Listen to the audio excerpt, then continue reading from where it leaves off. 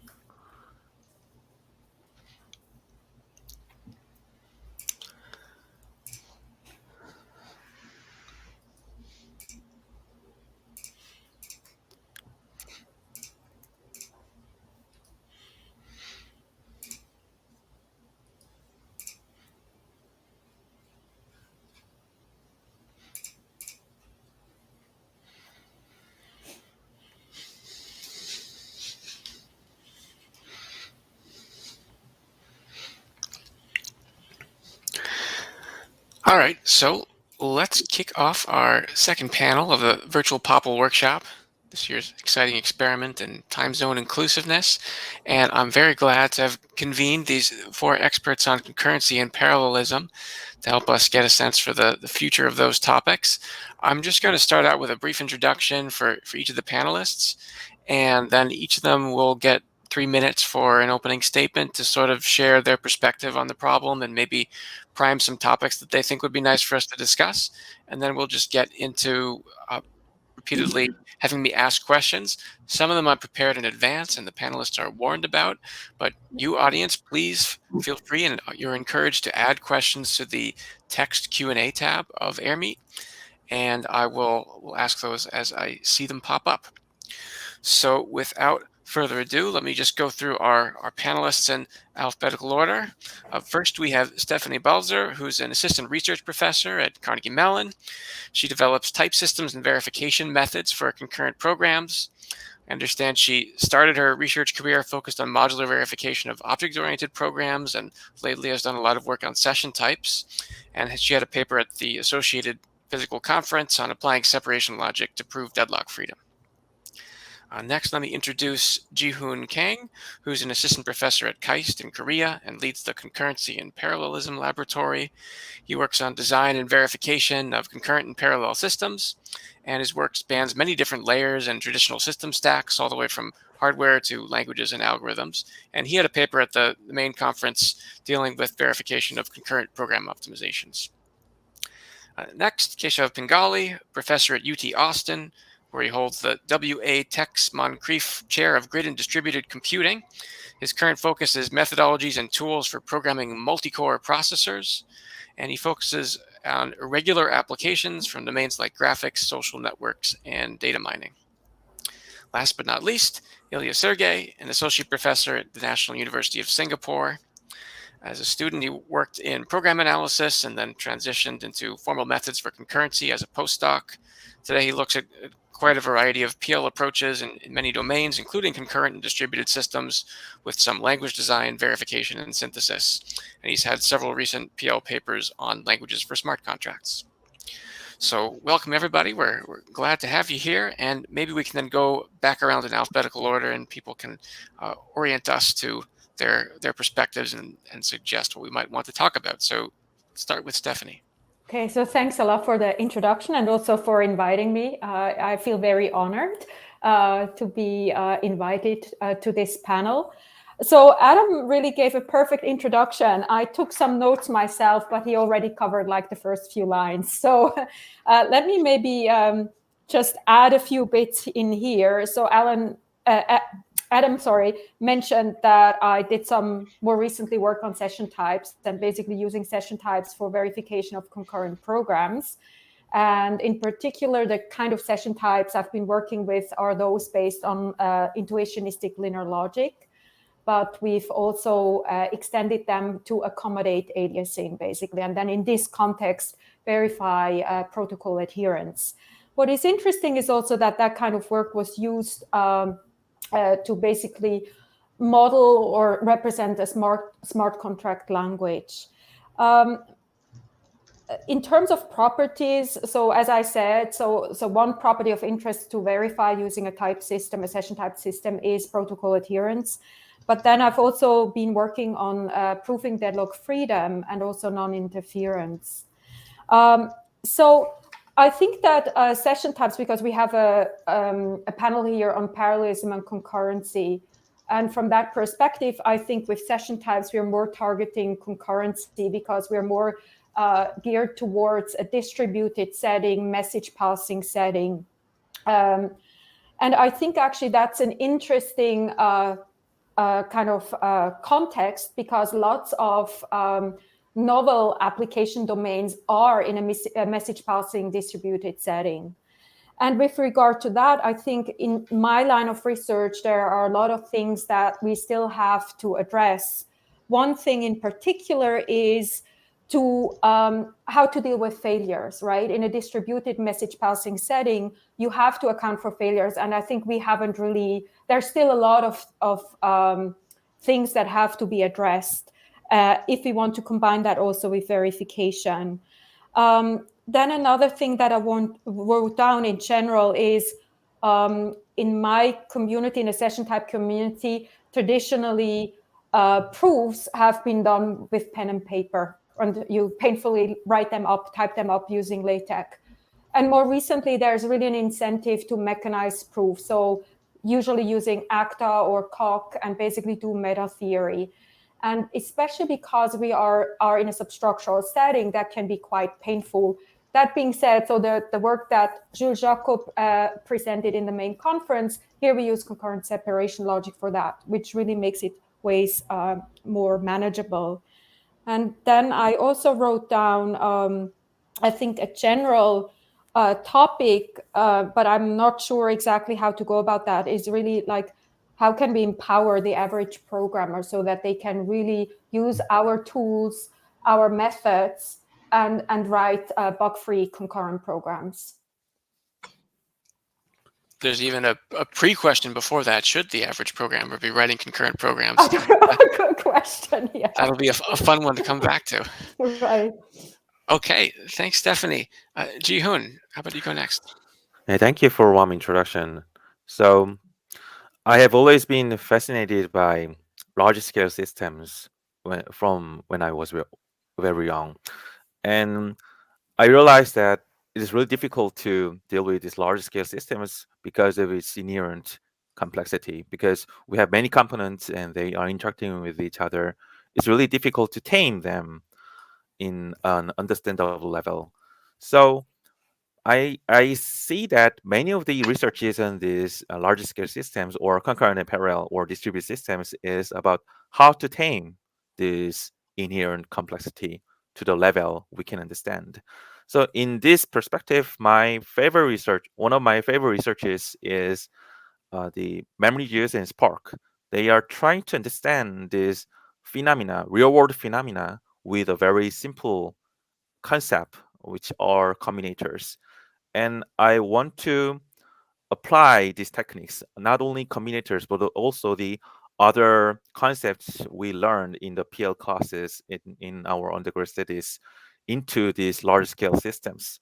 So my research agenda is basically trying to design and verify these concurrent parallel systems so that we can understand some real world phenomena that actually happens in the real world in the production with simple APIs or simple abstraction layers. So I started my research career with shared memory concurrency, and there, one of the most interesting real-world phenomena was the reorderings of the instructions. And I tried to understand these reorderings using some semantics or some verification tools. So that's the reason I started. I mean, the topic I started with, which is relaxed memory concurrency, and I'm trying to enlarge my research topics to accommodate more students, basically. And recently, I tried to understand, for example, I tried to understand hardware, and there, even more fascinating is that we have really millions of and billions of concurrency there and parallelism there. The tiny cells are really laid out in parallel, massively parallel way. So we want to understand and we want to design these systems on top of this hardware basic blocks. And in my experience, Verilog or the other real world the design tools are really difficult to use because it doesn't provide a high level abstraction over these massively parallel resources. So I'd like to understand what can you do about this hardware description, like MemReduce or SparkDid for the distributed systems. So that's my research agenda, and I'm trying to keep going on understanding this complex real-world phenomena with simple tools. Thank you. Thanks. Can I just ask you to clarify, what was that name of a system or something you were talking about? Spark something or other? I didn't MemReduce recognize. and Spark. Oh, Spark with a K. Oh yes, Not right. not Spark with a C. Okay. Right. Okay. Thanks, Jeehoon. And we can go to Keshav next. Great. Thanks, Adam. So first of all, thank you so much for inviting me to this panel. I'm delighted to be here, although I have to confess I'm here under false pretenses because I've never had a paper in POPL as far as I can remember. And I've also never attended a POPL, so this will be my first time attending a workshop, at least. So it's a big occasion for me. I'm going to take a very different angle from what my distinguished co-panelists have taken so far. And that angle comes from the fact that I wear two hats. I'm a professor at UT Austin in the CS department. I'm also the CEO of a startup that's called Katana Graph, that's in the graph computing space. And so I've had this startup now for 2 years. And at this point, we have almost 100 people, a bunch of customers, VC capital, and so on. And so I've learned a bunch of things doing Katana Graph that have changed the way I think about parallelism. So traditionally, parallelism, at least from where I come from, so the PLDI crowd and so on, right? It's been used for computational science applications. So you have these big finite difference problems or finite elements and so on.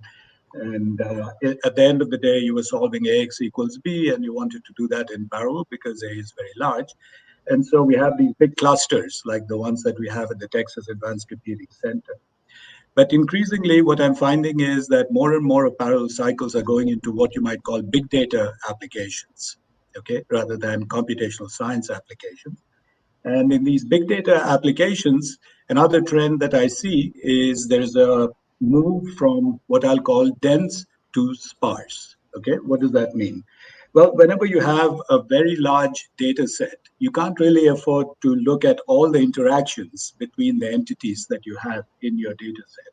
So you come up with approximations or approximate algorithms to compute the answer, not exactly, but some approximation to that.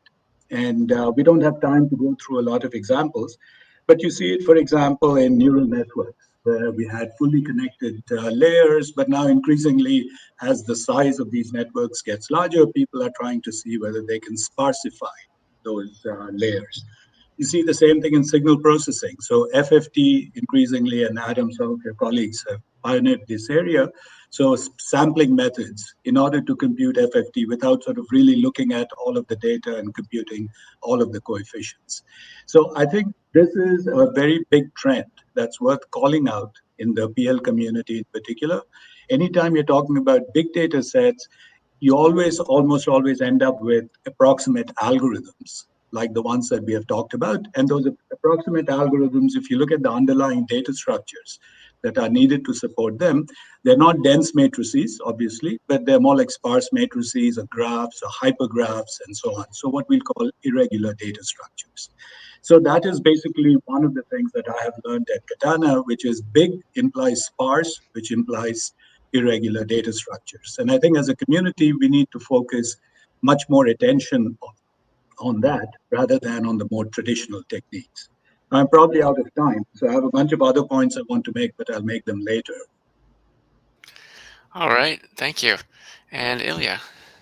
Thank you, Adam. And thank you so much for inviting me to this panel. I'm delighted to be here and join this fantastic group of people. So, okay, so I'm afraid that I might repeat some of the points that both Stephanie and Jeehoon have made, because I'm coming from a similar background, and I started to work on problems related to concurrency and parallelism during my postdoc at MDA. And the take that I was pursuing in this line of research is to think about clear ways to specify concurrent programs and parallel programs, because as we all know, well, it's difficult for humans to think in terms of multiple threads, in terms of multiple entities interacting with each other in parallel. So how can we say what concurrent programs do without really saying how they do that? So in the hope that these specifications will be composed and can be understood by people who don't really want to get into the details of how to implement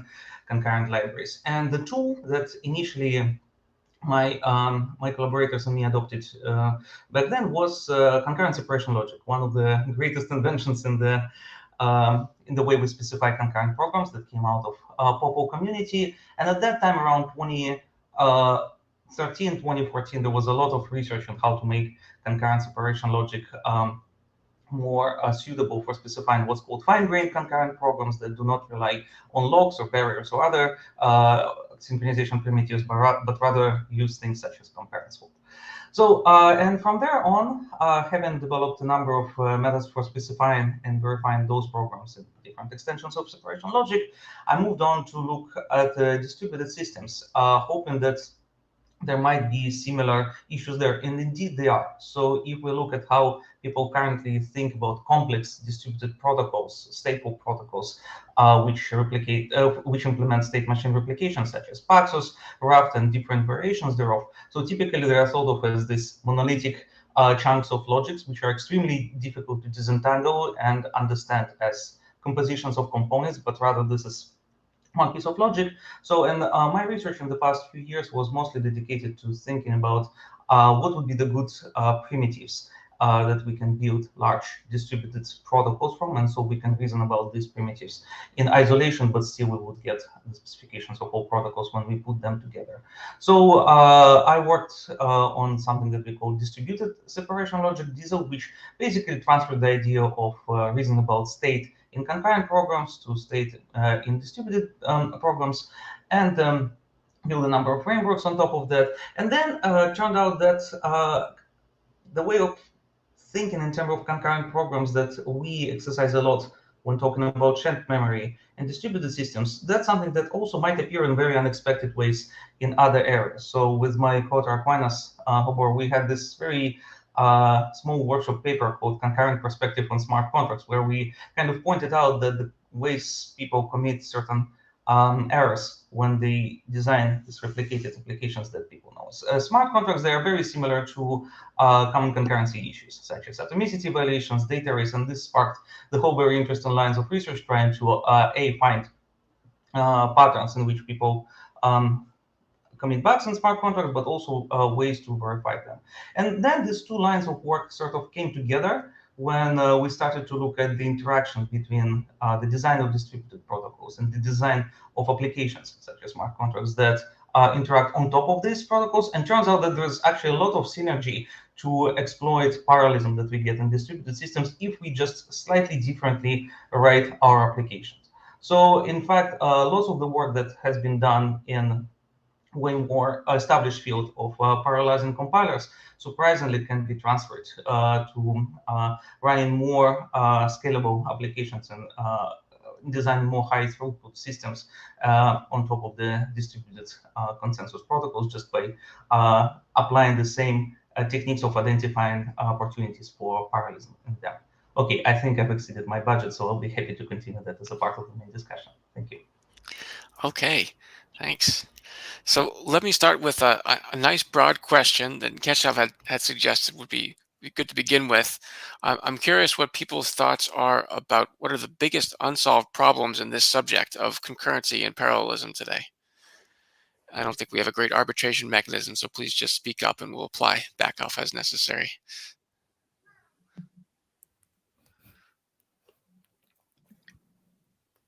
Well, we could go in alphabetical order like we did. Okay, sure. Well, I think that's a really tough one. And I guess there are various answers. I think, okay, so one thing for sure is that on the one hand, we care about verification, right? We want to make sure that we write correct programs, but often those things are maybe sometimes also at odds with performance.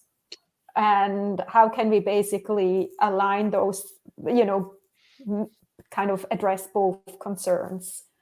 What I mean by this, as soon as you have like a shared setting, then you employ some maybe locks, or you use linearity, but then it's not truly shared. And so that hinders, it gives you good guarantees in terms of properties, but it doesn't really, it hinders performance. So how to make it easier to write high performance code without risks of bugs is maybe the challenge you're suggesting. Right.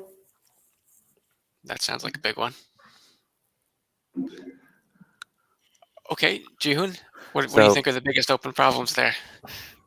So I'm not sure it is the biggest problem, but the problem I'd like to tell you about the problem I'm interested in a little bit more. So as Stephanie said, it is really difficult to understand the real programs, and real programs are really, really wild. And I have been studying this concurrency for 6 years now, and I'm relatively young researcher here, and I discover every day, oh, there is a very crazy algorithm out there that is actually working, but we don't understand why it is actually working. But after days of discussion, we finally figure out, oh, the reason is because of these invariants, these reasons. Oh, but I cannot imagine that all the people who wrote this code actually understood everything of this code before writing it down. And I I I I think that it is kind of magic that really the code out there in the Linux operating systems and in other concurrency library actually works. And I want to understand how to write it down even without verification or even without some formal way of thinking. So I want to learn a lot from systems people who actually built that and their wisdom on writing the concurrency. And we need to talk to the systems people a little bit more. That's the thing I want to do. It is not actually problem, but it is the way I want to do to solve the problems out there. Fair enough. Okay, Keshav? So I'll give you two problems that keep me awake at night at Katana Graph. So one of them, Stephanie has already raised, and I agree completely with it, right? It would be good to be able to write high-performance concurrent or parallel software that does not exhibit concurrency bugs. Forget about other kinds of bugs, right? If you could just eliminate concurrency bugs, that would be wonderful, okay? Now, I want to do a double click on that, right? And I want to say that, in my opinion, we will never have concurrent software that doesn't have bugs, okay?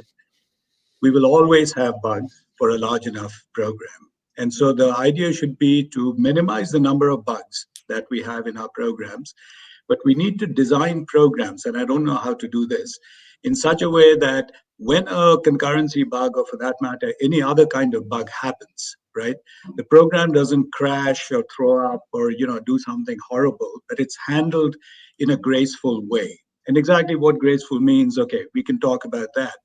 But I think this requires, in my opinion, fundamentally rethinking how we think about programs. Because if you take a class on signal processing, right? They don't start by saying, let's imagine a world without any noise. So all you have are signals and, oh, gee, look at the channel capacity. We can do all those wonderful things.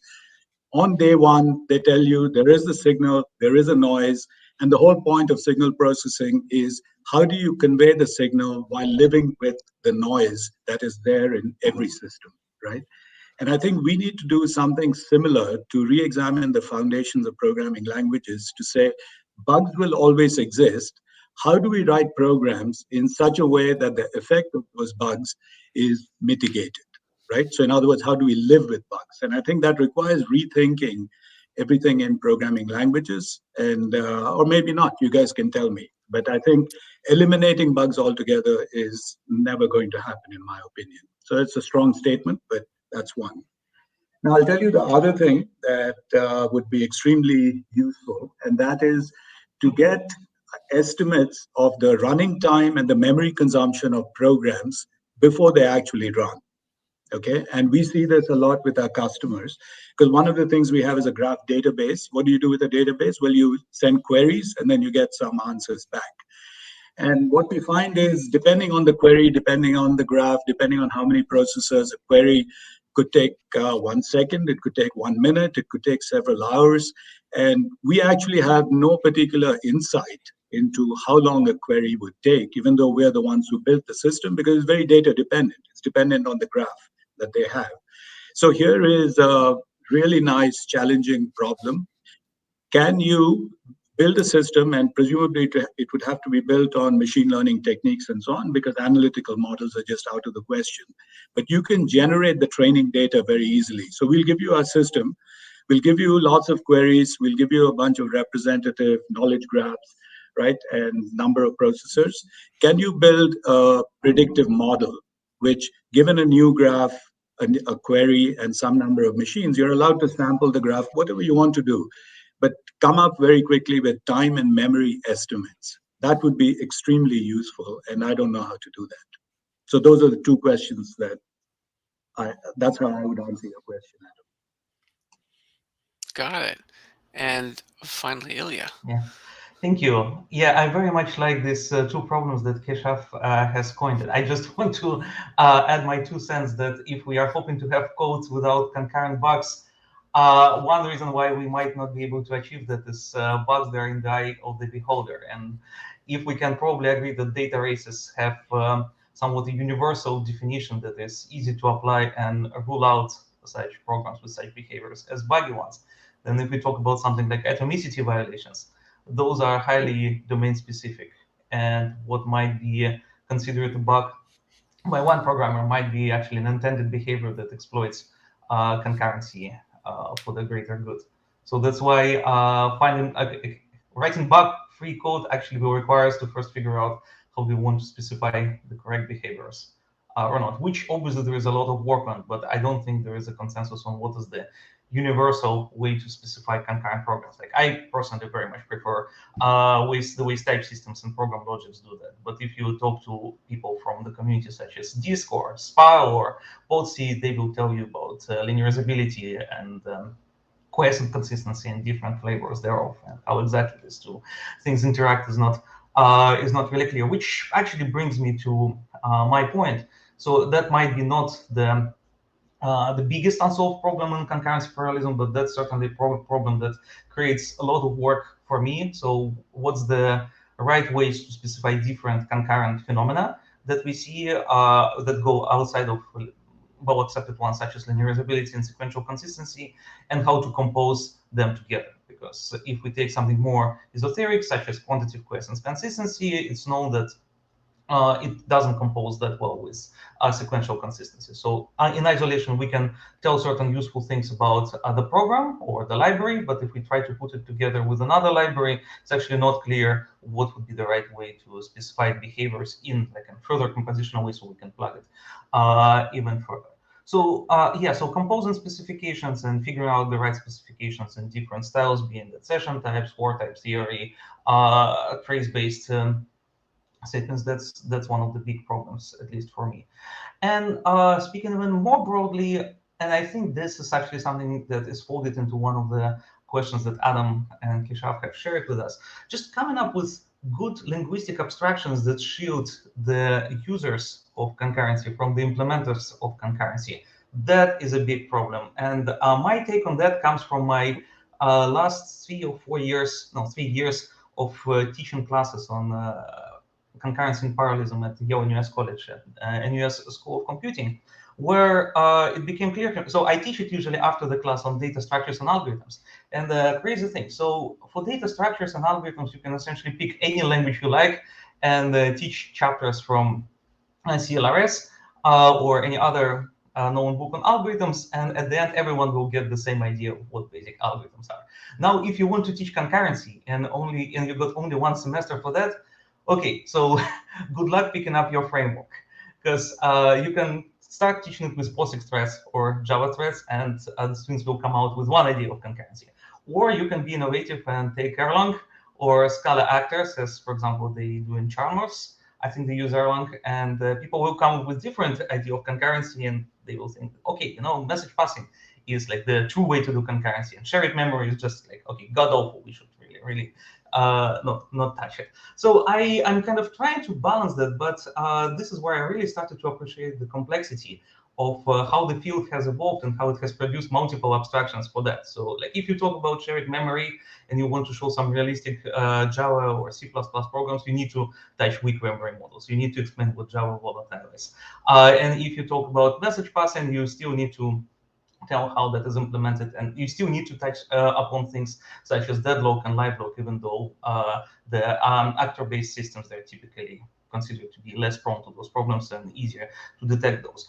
And at this point, I'm just curious, and I'm happy to hear what other panelists will have to say. What do you think is the right way to even introduce concurrent thinking to someone who is only familiar with traditional programming and algorithms and data structures, and what would be the smoothest way to get into that without getting someone's head blown off by the variety of the concepts and ramifications? So, yeah, those are the problems. Well, we can encourage this feedback loop and have others answer Ilya's questions to the extent that they have ideas ready.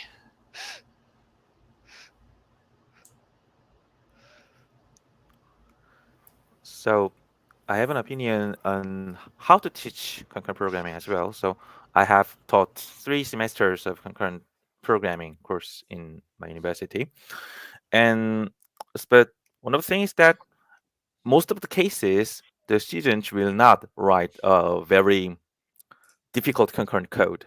I mean, they will use it, but probably many of the students will not actually write the code in the future career. So probably one of the most important thing in concurrent programming courses is how to use the well-designed libraries before writing it. So, but it is still really difficult because, as Ilya said, it is difficult to come up with a good compositional specification of concurrent libraries, and we really need that in order to teach well students how to use this library, I think. I'm actually, if it's allowed in this panel, I'm actually curious about the details. So Jeehoon, which are the essential libraries that you show to them, and what you hide from them? So what's the right tool set to give to the future concurrent programmers? Oh, I see. So I think that one of obviously the locks and other primitives are the starting pointers, but as Ilya said, we have other abstractions as well: actors, message passing, and async await, and any other abstractions over that. And maybe it is good to start with those higher level abstractions than locks and semaphores, etc., because that way you really can express complex ideas. I mean, your application ideas at a higher level, so that students can more easily write down their ideas. So, and actually, the logs are trying to achieve some synchronization. And if you can achieve the synchronization with by the other means, maybe the students can start with the other easier methods with a better specifications, I think.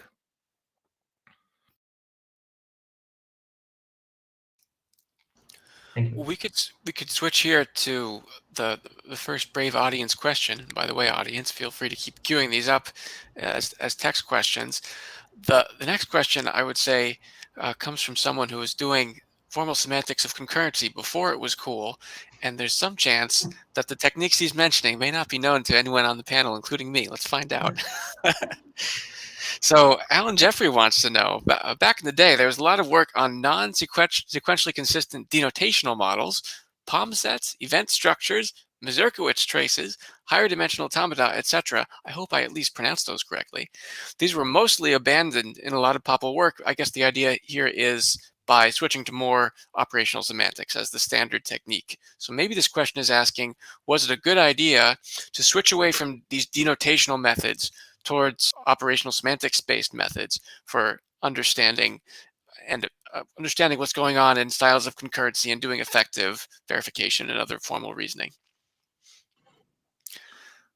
So Does anyone on the panel know what a Mazurkiewicz trace is? That sounds fun. So I just had to laugh because you said, Adam, that you don't know those techniques, and I have to admit I don't know either. I do know of works that use denotational semantics in a process calculus setting. I myself have only used operational semantics, but I think in general there's now again a wave of people using denotational semantics. But that's as much as I can say, unfortunately. I have a few.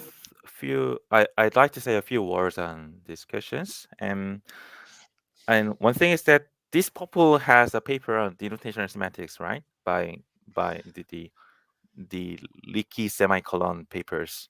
So we have active community working on denotational semantics as well, I think. And I think yeah, the asker of this question is one of the authors of that paper. yeah, right. So and for the past about 5 years, maybe many work on operational semantics have appeared in the POPL, but I think that is a way of balancing the between these two ways of semantics. I mean, I see that declarative semantics or denotation semantics are really excellent when you want to reason about these programs. I mean, if you can see the event graph of the concurrent programs, you can see the relationship between the events, for example, the load events, the store events, and you can have a better model checking tool based on these relationships, or you can get an intuitive explanation why message passing should happen in this way, why you should read x equals 1 at this point of time. You can have a pictorial view on the program's behavior. On the other hand, operational semantics is excellent in other dimensions, I think. For example, if you want to build a program logic on top of this semantics, I think, so it is not yet unresolved questions, but I think that maybe operational semantics is better suited in providing a separation logic on top of it, or other formal reasoning tool on top of it. So what I see between these two is that two are invaluable, and we need these two tools to understand the deep technical details of this non-SC or relaxed concurrency. And but before 2015 or so, there were so small number of work on operational semantics, and maybe I think the past years is balancing between the two. That's my viewpoint. So, Adam, I'm out of my depth in this, but that's why I want to ask a question rather than make a comment about it.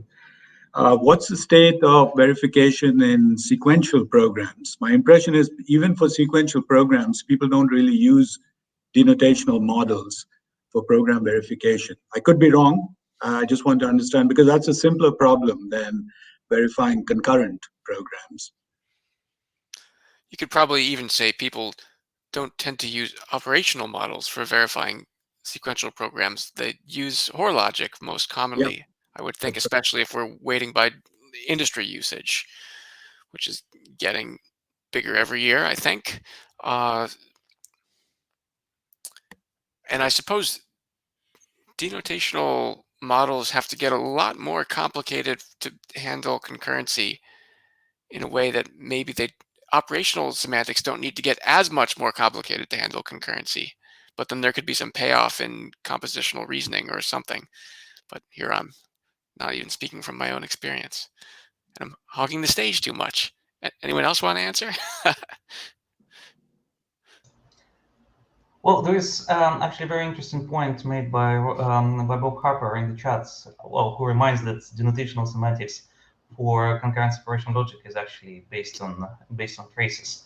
So, and I think this is actually very interesting. But okay, so there's certain mix in terminology because there are denotational semantics that are built on domains such as POM sets and even, well, higher dimensional automata, as I just learned from Alan's question.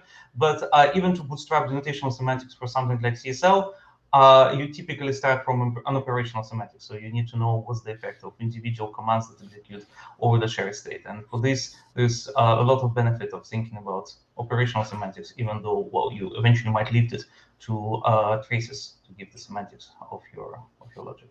And also, it's kind of easy to wrap your head around because it's most of the cases it gives you something that you can model and then execute. So Jeehoon was the first author of a very influential paper on promising semantics for C11 weak memory models, and at that time there was a lot of interest about how to capture all these phenomena in something that we can just run and see all this.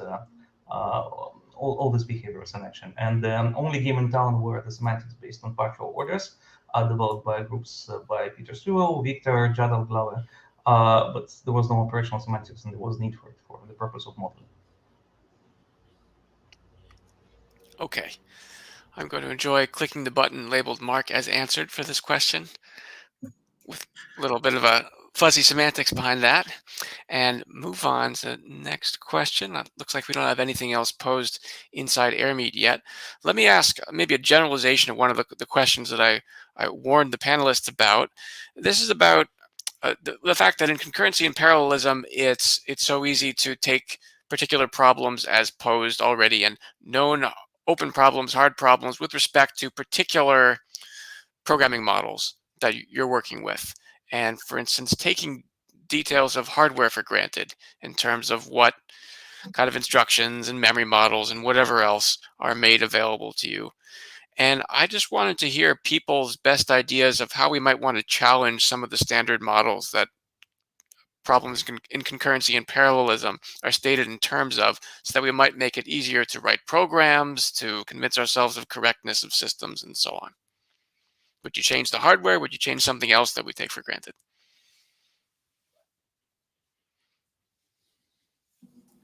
I can start with that. Sure. Although I want to comment on something Keshav said, that basically maybe we have to live with the fact that there will be programs with bugs. And I kind of really like that that viewpoint, because I think it's also admitting that we're humans, right? And basically we humans are really good. I mean, we are really good at surviving in an environment where not everything is well defined and perfect. So maybe we have to construct our software accordingly. So, but I have no answer to this. I don't know how to go about this. With regard to, I think if I recall your question, Adam, I think something interesting to explore would be to see how can we change hardware such that it fits more with the abstractions that we are using at the application level or programming level? Because I think what happens often is that we have especially if we use type systems. Of course, I'm a type system person, so I'm biased. But at a type system programming language level, or even if we use like a Horn logic, right? We have a lot of information at that level, and that basically just gets erased once the program runs on the hardware, on the platform. And I imagine if we could somehow, bring this information down to the hardware and then design the hardware that it can make use of the guarantees that are provided at a higher level. That would be interesting to me. I don't know, I have no concrete ideas, but I imagine that somehow we all have accepted that hardwares are as they are and have basically taken that as a given. And I think there's also a loss of opportunity for optimization. So maybe we could pass on logic specifications to the processor and it could do something clever based on that. Yeah, or more that the processor can rely on certain things as given. So for example, why employ locks at the hardware level if we, for example, ensure data race freedom by typing or verification? Right. Makes a lot of sense. So, Adam, I'll give you my take on your question. I think if the hardware could provide atomic operations on not just single words or lines that fit in the cache or something, but on an arbitrary piece of data, I think that would simplify a lot of things, right? Because the whole reason we use locks and so on and so forth is we have multiple things that we sort of go and lock, and then we do some operation on it, and then we release all of those locks, right? And we do have atomic instructions in all ISAs, but unfortunately, because they need to be implemented very efficiently, they're usually limited to what fits in a cache. And if the data doesn't fit in a cache, well, then you have to fall back on software mechanisms. So I think this is perhaps doable. I don't know enough about hardware to say whether this can be done efficiently or not. But if that can be done, I think that would simplify a lot of shared memory programming. Is hardware transactions one realization of that suggestion, or is that kind of overkill compared to what you're asking for? No, I think that is in the right direction, although hardware transactional memory, Intel, IBM, they all implemented it in their processors. But from what I know, they also took it out because they really didn't find much use for it. And I think the reason for that is that hardware transactional memory is sort of taking a one-size-fits-all approach to getting, I'll just call it atomicity, although they talk about consistency, all of that. Let's just say atomicity, right? Now, the way that I think we should think about it is that it's like an optimizing compiler, right? So there is a fallback code generation mechanism that always works, regardless of how complex a loop is, for example. But then if the loop has certain structure, like for example, it's a vectorizable loop, then we generate very efficient code for that, right? So base mechanism and then optimizations for commonly occurring patterns.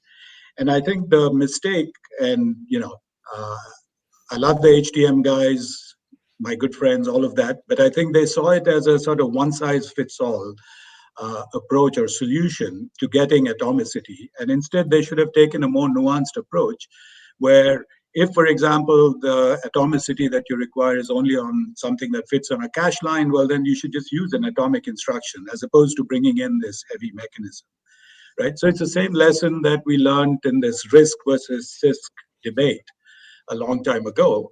Most of you are too young to even remember that debate, but you probably are familiar with it, right? So the CISC approach was whatever pattern you see in the programming language, let's just have that as an instruction, right? And so they ended up with these humongously complicated instructions, which then were very inefficient for the most commonly occurring cases because it was a very general mechanism. So I think HTM was in the right direction.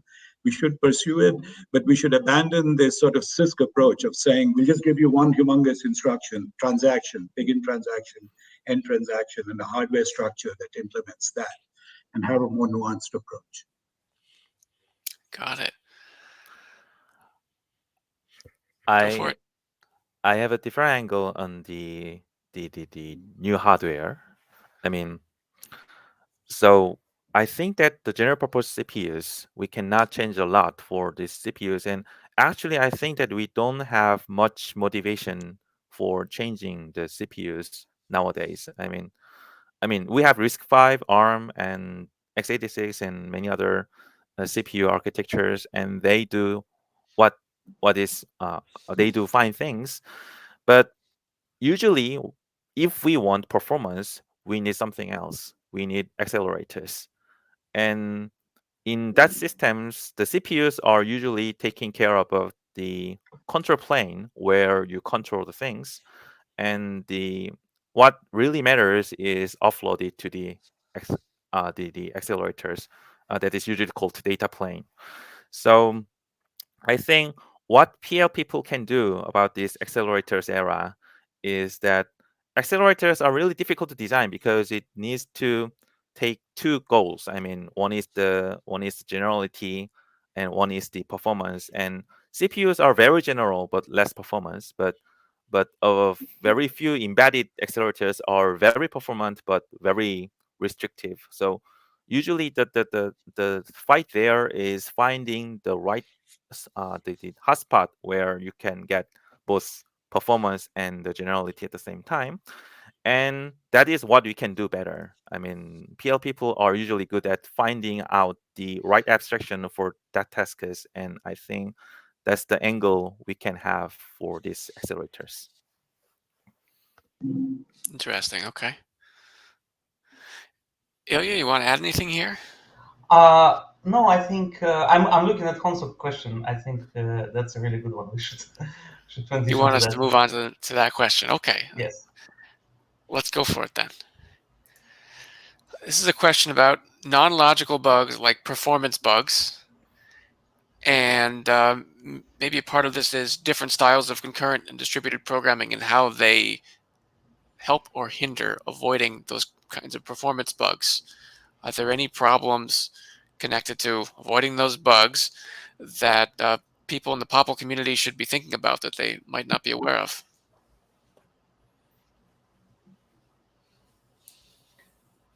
Okay, may I chip in on this one? Yeah, go for it. All right. Okay. Thank you so much, Hanso, for the question. As always, a great one.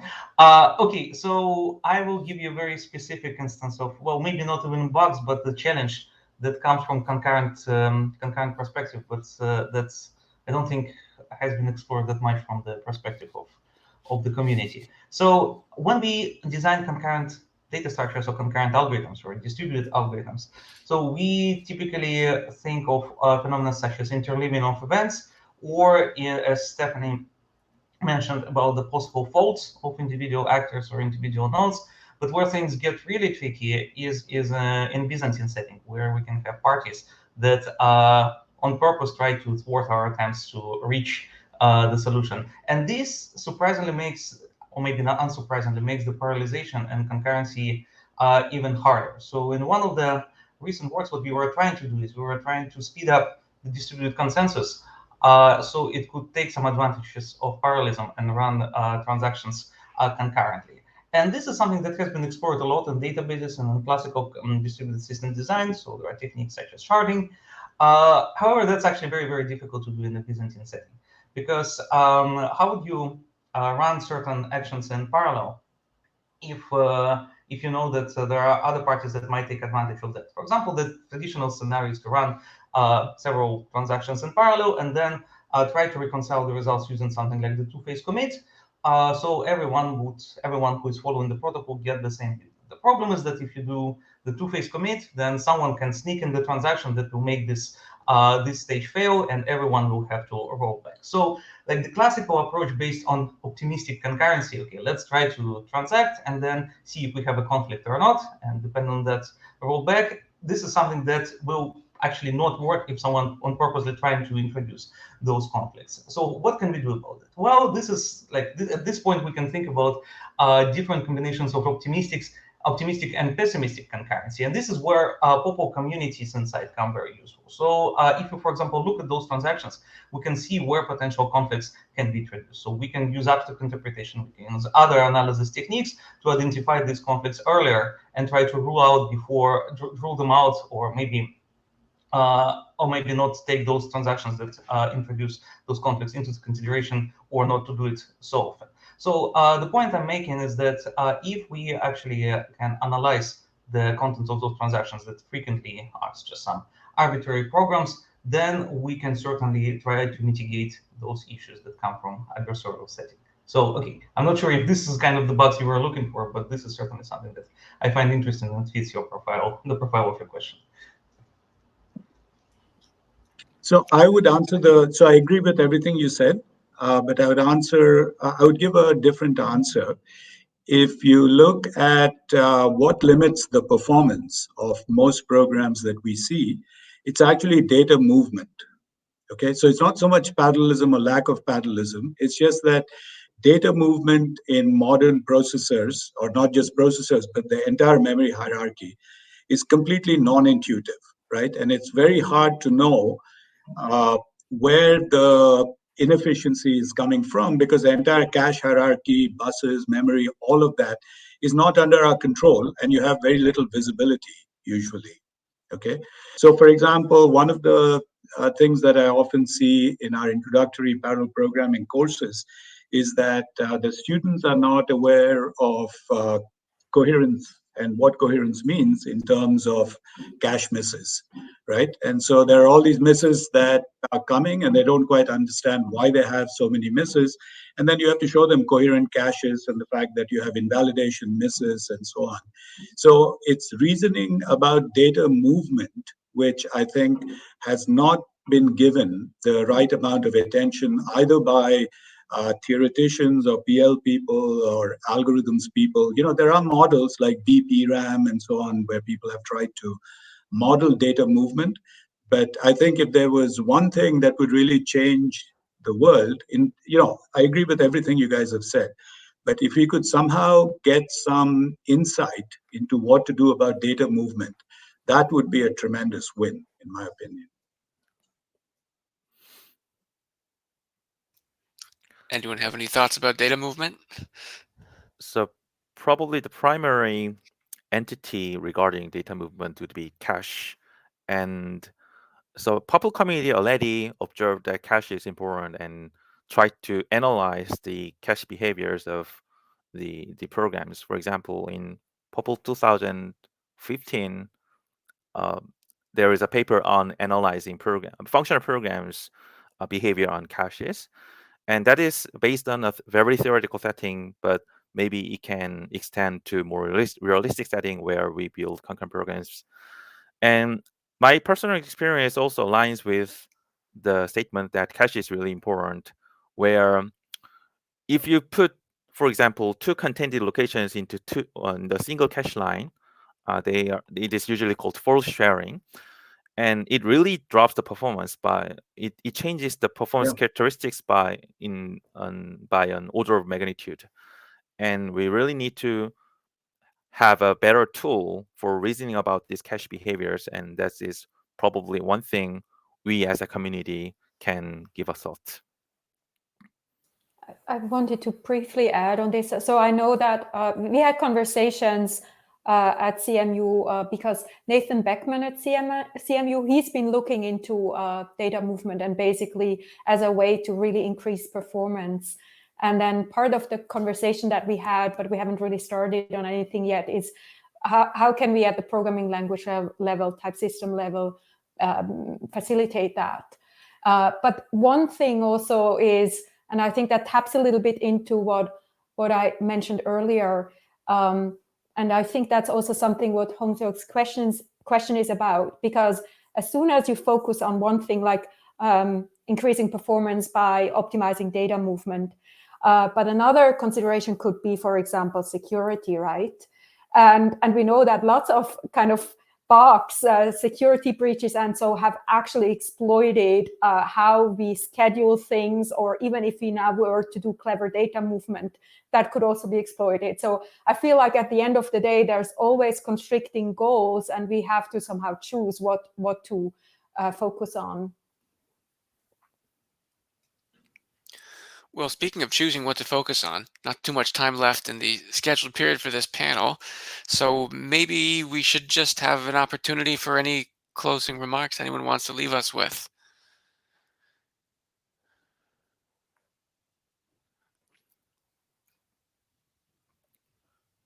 So are you asking for closing remarks from us or from them? I think I am. That's what I meant to do. Sorry if it didn't come across. Well, I wanted to say something. I wanted to thank you, Adam, for doing an amazing job organizing POPL virtually. I was impressed that you basically were everywhere at the same time. I don't know how you do this, but it's really amazing. Thank you. I appreciate it.